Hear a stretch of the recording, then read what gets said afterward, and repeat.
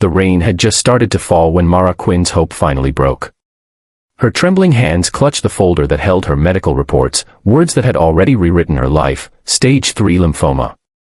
She had walked into the hospital praying for mercy, but the world inside was colder than the November air outside. Fluorescent lights buzzed overhead, a receptionist's keyboard clacked rhythmically, and behind the front desk, a doctor in a crisp white coat stared at Mara with no trace of empathy.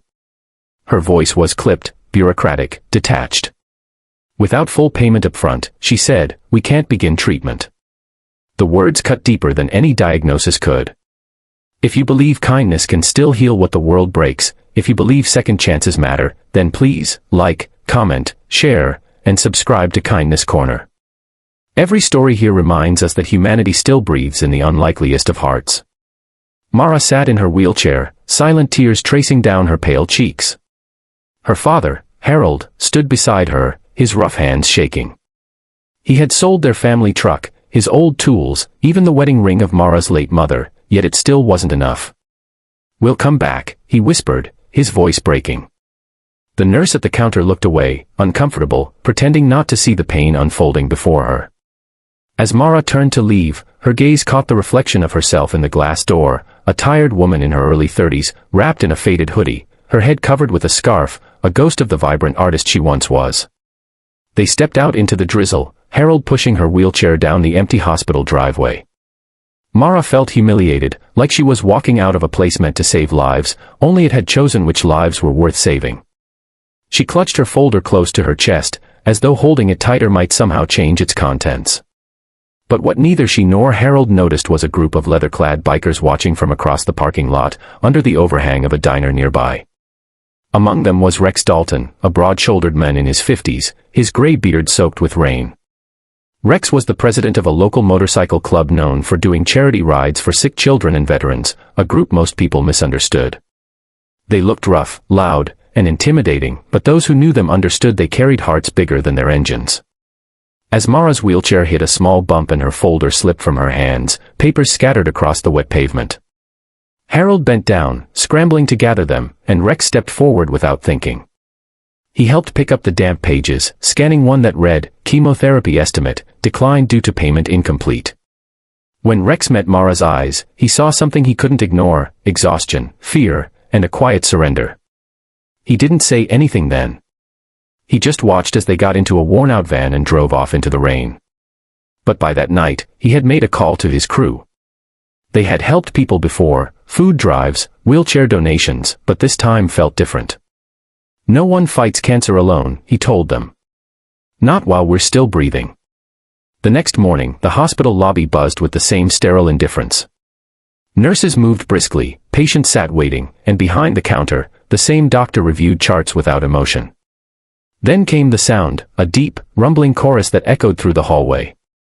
The automatic doors slid open, and half a dozen bikers stepped inside, boots heavy on the tile floor. Their jackets bore their emblem, Iron Hearts Brotherhood. Every head in the lobby turned. At the front desk, the doctor's hand froze midair. "Can I help you?" she asked, trying to sound authoritative. Rex stepped forward, his voice calm but commanding. "You already could have helped someone," he said. "But you didn't." The doctor blinked, uncomprehending, until Mara and Harold appeared from behind the group, called by Rex earlier that morning. Mara's eyes widened as she realized these were the same men she'd seen at the diner. "We're here to make sure this woman gets her treatment," Rex said, sliding an envelope across the counter, filled with cash, donations from the club, and receipts from fundraisers they'd held overnight. Paid in full. The room fell silent. Even the nurse behind the counter looked stunned. For a moment, the doctor tried to protest, "Sir, we can't," but Rex cut her off, his tone steady. "You will. Because every hour you delay is a life slipping away." Behind him, the bikers stood shoulder to shoulder, their presence heavy with unspoken defiance. The security guards, unsure what to do, simply watched. Then something shifted in the doctor's expression, a flicker of guilt, of shame. Without another word, she nodded to the nurse. "Prepare the patient." Tears filled Mara's eyes as she was wheeled down the corridor. The bikers followed quietly, their boots echoing like a heartbeat of solidarity. As she passed each sterile room, each cold light, Mara felt something she hadn't felt in months: warmth. Not from medicine or machines, but from people who refused to let her be invisible. In the following weeks, the Iron Hearts Brotherhood visited often. They brought her meals, laughter, music, even painted the children's oncology ward with bright murals. Rex would sit by her side, telling her stories from the road, while Harold, once broken with worry, began to smile again. Mara's strength grew, not just from treatment, but from the kindness that surrounded her.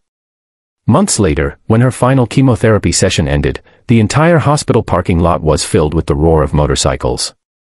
Dozens of bikers had shown up, engines revving in celebration. Mara stepped outside, thinner but radiant, her scarf replaced with a small beanie embroidered with the Iron Heart symbol.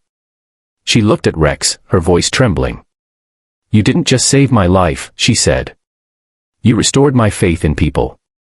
The doctor who had once turned her away watched from a distance, her eyes filled with regret. She approached, apologizing softly, but Mara only smiled. "You can make it right," she said. "Just never turn anyone away again." And for the first time, the doctor nodded, truly listening. If this story touched your heart, please like, share, comment, and subscribe to Kindness Corner. Your support helps more people believe that compassion still changes lives. Before you go, comment below, "I still believe in kindness." Let the world see that love, courage, and humanity can still win, even when everything else seems lost. Because sometimes, the loudest hearts ride on two wheels.